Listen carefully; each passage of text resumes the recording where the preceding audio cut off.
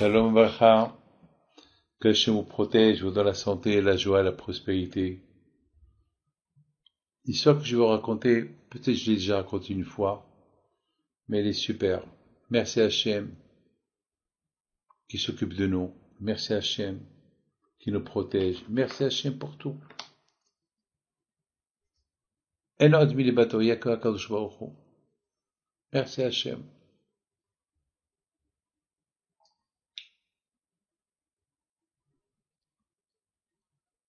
Mes amis, je me trouvais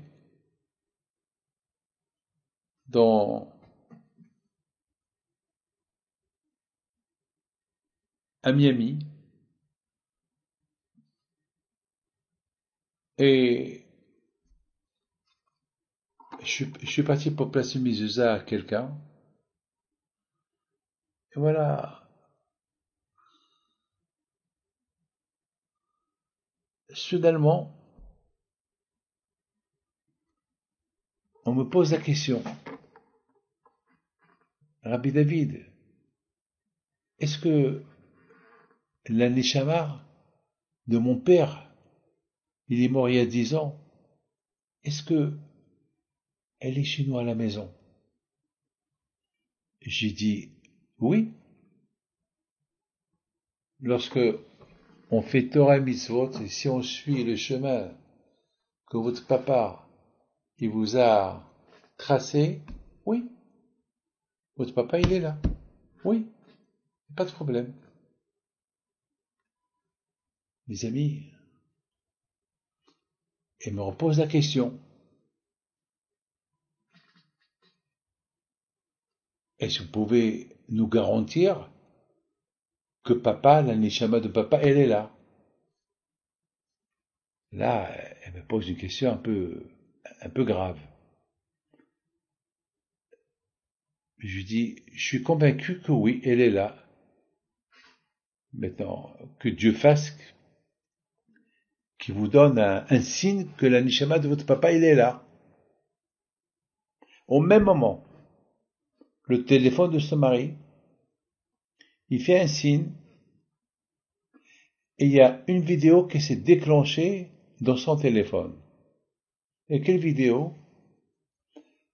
Une vidéo de la Hanouka il y a 15 ans. J'étais chez eux à Miami, il y avait son père qui était encore vivant. On était en train d'allumer la Hanouka. Tout le monde est devenu fou. Pourquoi? Parce qu'en général, le téléphone parfois il déclenche des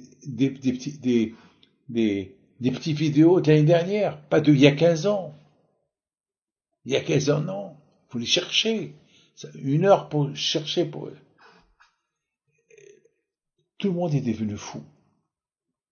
Les vidéos, il y avait moi, il y avait eux, et son père en train d'allumer avec moi la Hanouka.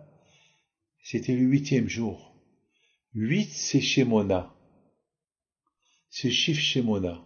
8, en hébreu, c'est Shemona. Et Shemona, c'est les mêmes lettres de Neshama, l'âme. Ça veut dire, hé, ma fille, tu demandes si moi je suis là, voilà, je suis là. Et comment? Il va pas venir. Alors il a fait déclencher le téléphone. Ça veut dire que Hachem il exécute. J'étais choqué. Et grâce à Dieu, Hachem m'a pas fait honte. Et jamais il ne fera honte. C'est la folie. Vous savez, mes amis, il y a un juif qui s'appelle Baruch Cohen, Bernard Cohen. Les nazis ont tué toute sa famille. C'est une histoire qui date il y a 30 ans. Et il venait me voir. Il me dit, Rabbi David, j'ai perdu toute ma famille. Je suis le seul survivant. Mais j'ai une fille, elle n'est pas mariée. Ça veut dire que si elle ne se marie pas, c'est fini. C'est comme si nous tous, on a été exterminés dans la Shoah.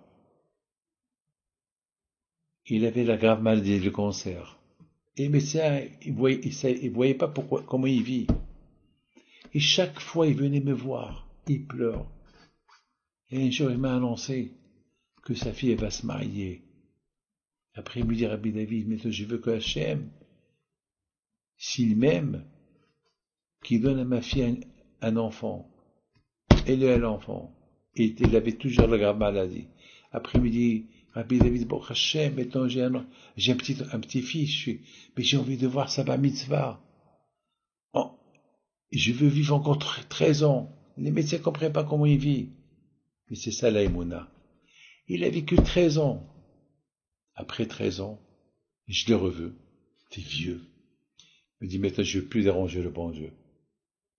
Ça y est, ce que je voulais, je l'ai eu. Ma fille s'est mariée, il a un enfant, et il a fait la bar mitzvah. Entre-temps, il a eu encore d'autres enfants. Merci Hachem. Hachem, il est grand. Il s'occupe de nous.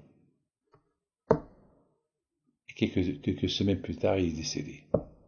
Dommage qu'il n'a pas demandé à rester vivant pour le mariage de son fils. Mes amis, que le bon Dieu vous protège et que Hachem vous donne la santé. Amen.